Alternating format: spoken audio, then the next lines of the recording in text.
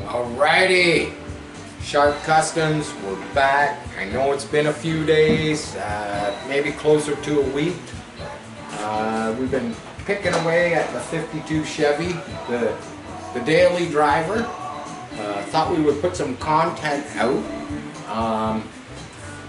So as you can see, I got the Chevy truck hood over here. I'm doing it in a nice burgundy metallic. That's just 3 base coats on there.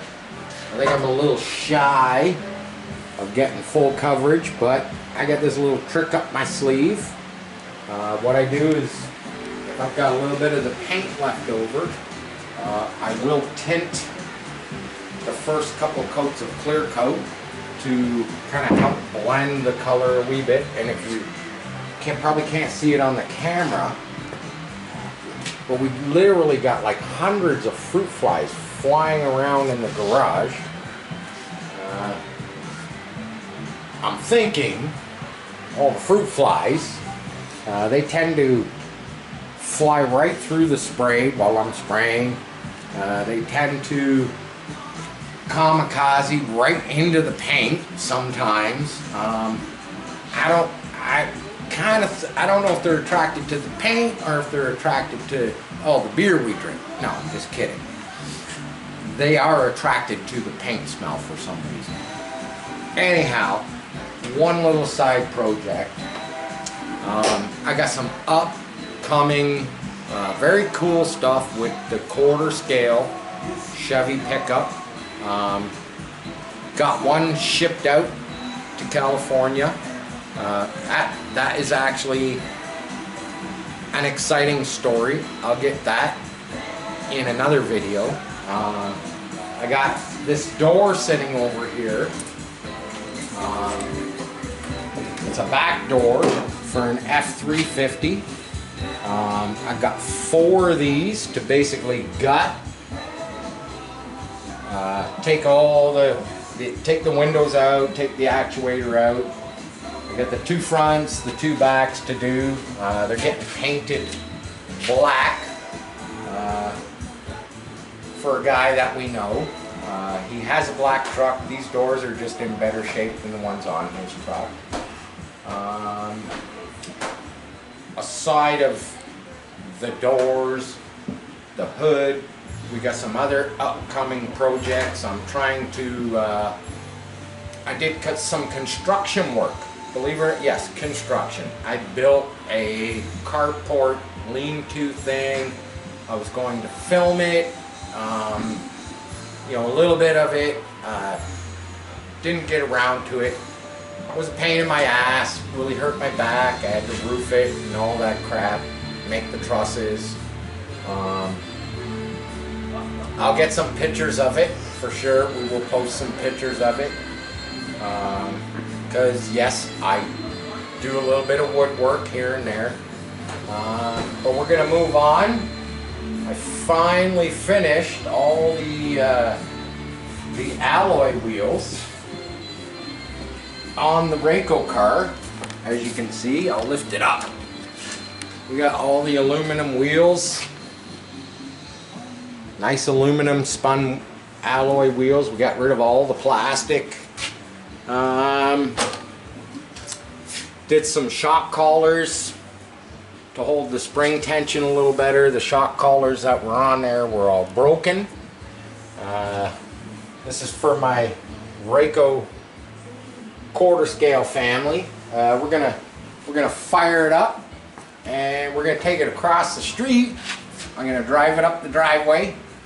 We'll open the garage door and we'll go for a little rip across the street. How about that? It's a little late here in Ontario. 7 o'clock is the noise bylaw. I think we're sitting at about 8:30 now, but you know what? To hell with it. We're gonna go for it anyway because why not? We can. Let's fire this bad boy up.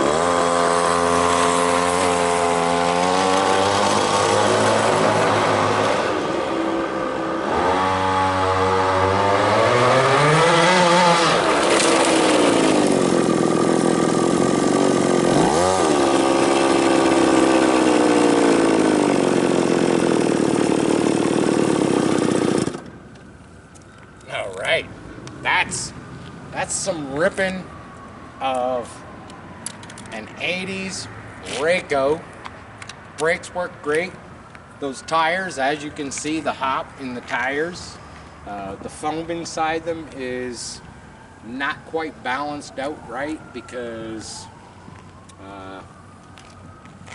I didn't put the foam in those tires. But as you can see, it's for a vintage car. It is still a ripper. And I should have brought my jump over. I would have jumped it off the jump a few times. The car works great. What can I say? I don't see any other videos in my raco family. I see very little on YouTube of people ripping the raco cars. You know, a lot of people restore them. They make them all pretty and they put them on the shelf. They don't use them. I plan on using this thing a lot. I will rip it and rip it and rip it because that's what I bought it for.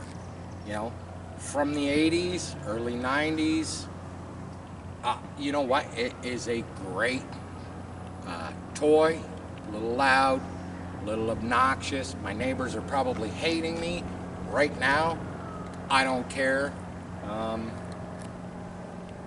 So until our next video, Sharp Customs, share, like, subscribe. You're going to see a lot more projects, probably a lot more RCs. Peace. I'm out of here.